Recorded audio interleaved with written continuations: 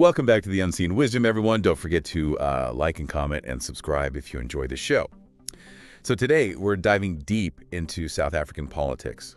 And it's pretty intense right now between the ruling African National Congress, the ANC, and the Democratic Alliance, or DA. Right. And the big issue is this Expropriation Act that the ANC just signed into law. Yeah. The DA is really pushing back against it, saying it undermines their whole power-sharing agreement, the Government of National Unity, the GNU. Yeah.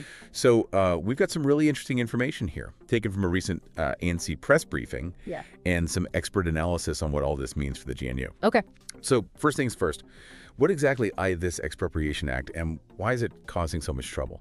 Well, the Expropriation Act basically gives the South African government the power to take land. You expropriate land for things that are in the public interest. That includes stuff like land reform, socioeconomic development, and national food security. Okay, so it sounds like a way to address historical injustices, especially with land ownership in South Africa. Exactly. The ANC has been really emphasizing that this act is necessary to fix what happened during apartheid, when land was taken from black South Africans and given to white South Africans. It's all about trying to balance things out again. But the DA's not really on board with that, huh? Nope. They're saying that this act is unconstitutional. They say it goes against the whole idea of the GNU agreement, which was supposed to be about cooperation and stability. They're basically saying the ANC is just grabbing power. So we've got this clash of ideologies. The ANC is pushing for something they see as absolutely necessary, and the DA is saying it's a power grab and worried about, abuses of power. Exactly. And it goes beyond just arguing. The DA is threatening to use a very specific clause in the GNU agreement, Clause 19, to try to stop the act. Now, this is interesting. What's this Clause 19 all about? Okay, well, Clause 19 is kind of like a safety net in the GNU agreement. It says that for any big decisions, you need a 60% majority vote in Parliament. And guess what? The ANC and DA are the only my two parties that together could get to that 60%. So they basically control everything. Yeah. If they both agree, it happens. If they disagree, it's dead. Right, exactly. That's what makes it such a big deal. It could make the GNU stronger, or it could destroy it completely. Wow. Okay, so the stakes are incredibly high. But there's another side to this, right? This isn't just about the ANC and DA fighting. Yeah. It's also about what's happening inside the ANC. There have been these disciplinary charges against 5 ANC leaders who didn't show up in front of the Integrity Commission. Right. What's the deal with that? Is it just because they disagree with the act? Well, according to the ANC Secretary General, it's not just about different opinions. He said that debates are good, and they encourage that in the party. But these 5 leaders, they went too far. So it's more than just disagreeing about the policy. It sounds like they broke some kind of internal rule. What does that tell us about, the power dynamics within the ANC? Well, it shows that they may allow some debate, but there are limits. And those limits are probably even stricter now, because the GNU is so fragile. So it's like they're trying to look united and strong, even if there are problems behind the scenes. They can't afford to seem divided, right? Especially with the DA pushing back so hard. Exactly. It's a delicate balance. They have to keep things in order internally and also handle this complicated political situation. And the Expropriation Act has brought all these tensions to the surface. So it's this huge political drama playing out on all these different levels. It's the ANC versus the DA. It's the internal struggles within the ANC. And then there's the fate of the GNU hanging in the balance. And all of this, of course, is happening against the backdrop of South Africa's history, especially when it comes to land ownership and, the fight for social justice. That's a great point. You've set the scene really well for what's going to be a fascinating discussion. But before we get into that, Shay, we need to take a quick break. We'll be right back to discuss the impact of the Expropriation Act, the future of the GNU, and what all of this means for everyday people in South Africa. All right, we're back and ready to dig deeper into this. We've talked about the players and the conflict, but I kind of want to zoom out a bit. What could actually happen, in the real world, because of this Expropriation Act?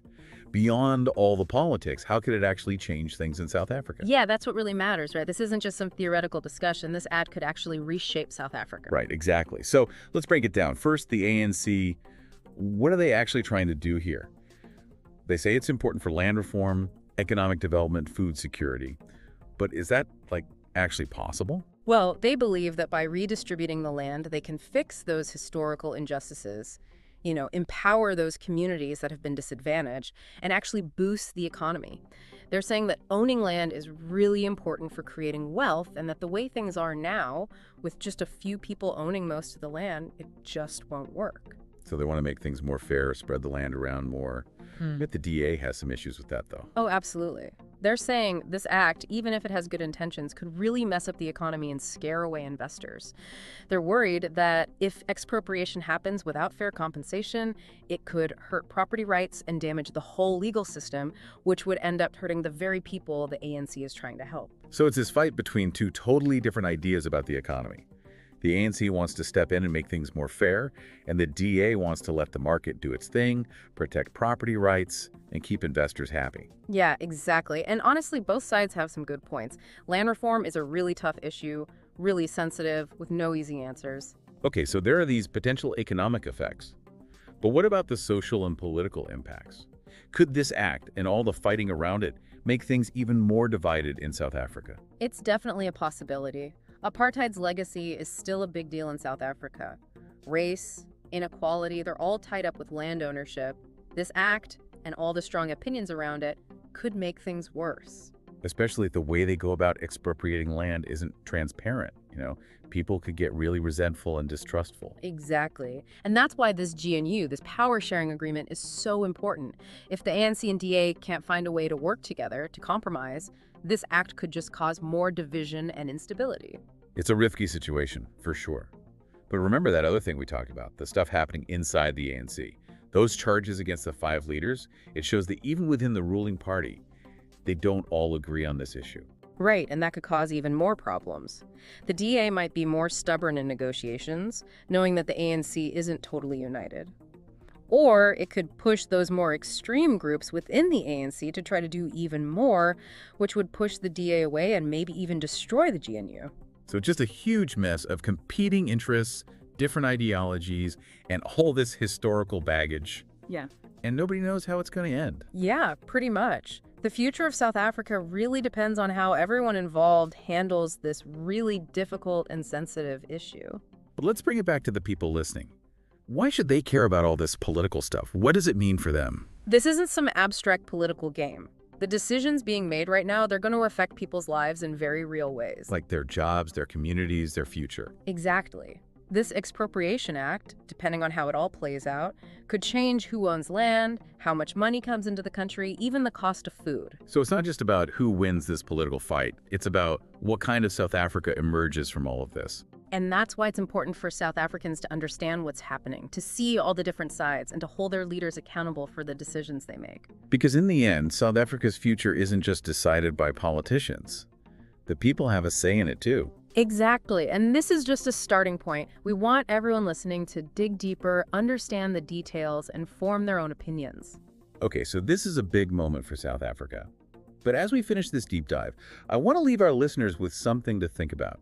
We've talked a lot about the risks and challenges of this act, but are there any opportunities here?